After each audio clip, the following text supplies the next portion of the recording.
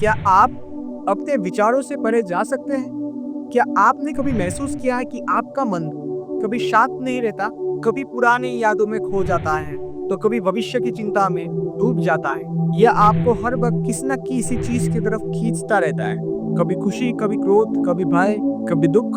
लेकिन क्या हो अगर आप उस चंचल मन को नियंत्रण कर सके? और यही योग का सच्ची साधना है। आज हम पतंजलि योग सूत्र के सिद्धांत को समझेंगे।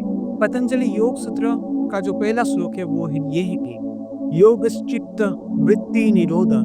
योग चित्त के वृत्ति की निरोध का नाम है। इसका वास्तविक अर्थ क्या है और ये सूत्र आपके जीवन में कैसे क्रांतिकारी बदलाव ला सकता है, ये आज हम देखें। इस वीडियो को आप अंत तक देखें। आज हम योग की गहराई में प्रवेश करने वाले हैं, जो शायद आपने पहले कभी ना देखा हो।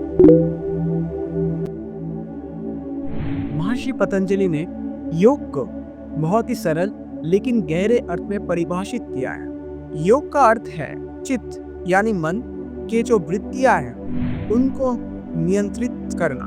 लेकिन ये मन की वृत्तियां क्या क्या हैं? ये जो वृत्तियां हैं वो हमारे मन के उतार चढ़ाव हैं, जो हमें हमेशा बाहरी दुनिया से जोड़ कर रखता है। कभी हम यादों में उलझ जाते हैं, कभी हम कल्पनाओं में उलझ जाते हैं, कभी हम क्रोध में आ जाते हैं और कभी हम अपनी इच्छाओं के पीछे भागने लग जाते हैं। महर्षि पतंजलि कहते हैं कि जब तक मन इन सब वृत्तियों में उलझ कर रहेगा तब तक हम अपने सच्ची स्वरूप को नहीं जान सकते। लेकिन जब आप इन वृत्तियों को रोक लेते हैं और आपका मन शांत और स्थिर हो जाता है, तब क्या होता है? महर्षि पतंजलि कहते हैं तदा दुष्टु स्वरूपे वस्थानम, यानी जब मन का हलचल बंद हो जाता है तब हम अपने सच्चे स्वरूप को जान पाते हैं कि हम केवल शरीर और अपने विचारों से परे हैं। हम एक शुद्ध चैतन्य हैं। लेकिन क्या हम हमेशा इस अवस्था में रहते हैं? नहीं, क्योंकि हमारा मन बार बार दुनिया में उलझ जाता है।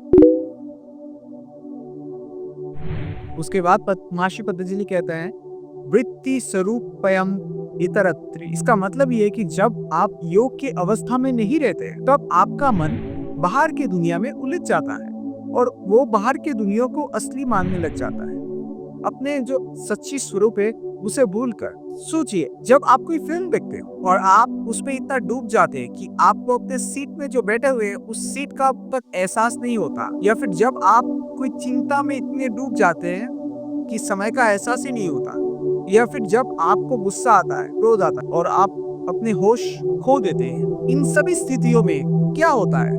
आपका जो चेतना है वो खो जाता है और आप बेहोशी में आ जाते हैं। आपको अपना जो मन का वृत्तियां है वो सब जकड़ लेता है। ठीक वैसे ही जैसे आप सपने को सच मान लेते हैं, ठीक वैसे ही उस वक्त होता है। महर्षि पतंजलि यही कह रहे हैं कि हमारा चेतना वृत्तियां का रूप ले लेता है और हम भूल जाते हैं कि हमारा सच्ची स्वरूप क्या है। अब सवाल ये है, अगर मन का वृत्तियां हमें अपने वास्तविक स्वरूप से दूर लेके जाता है तो इसका सोल्यूशन क्या है? इन वृत्तियों को कैसे रोकें? महर्षि पतंजलि कहते हैं इसका एक ही सोल्यूशन है और वो है अभ्यास करना, योग का अभ्यास। तो फिर हम लोग एक छोटा सा अभ्यास करते हैं, ठीक है? आप अपनी आंखें बंद करें, धीरे धीरे अपने सांस को ले और छोड़ें।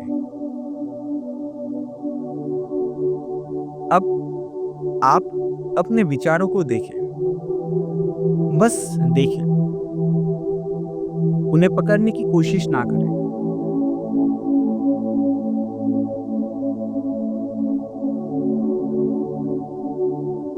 जैसे बादल आसमान में तैरते हैं वैसे ही अपने विचारों को आने दें और जाने दें। आप इनको मत पकड़ें।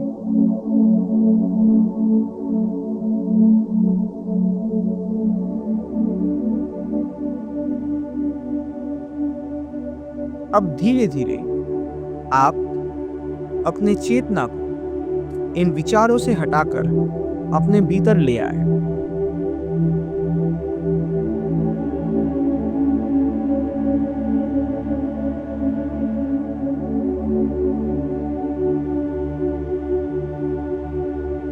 और महसूस करें कि जो देख रहा है जो अनुभव कर रहा है वो आपका सच्चा स्वरूप है। तो ये जो देख रहा है, जो भी व्यक्ति, जो भी चीज, इन सब चीजों को देख रहा है, आपका विचार हो, आपका शरीर हो, वो सब कुछ चीज हो, वही आपका असली स्वरूप है।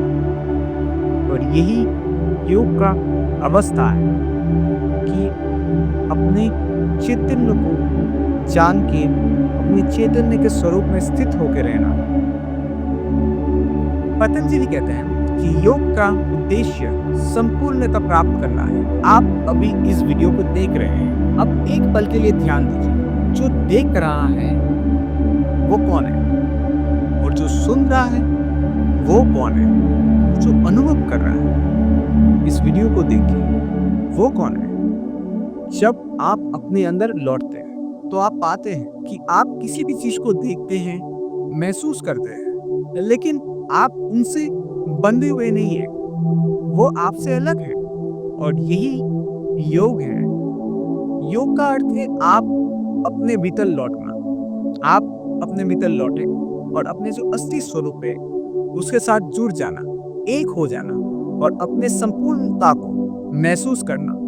और जब आप इस संपूर्णता को महसूस करते हैं तब दुख आपके आसपास भी नहीं होता, तब दुख आने का कोई तरीका ही नहीं बचता।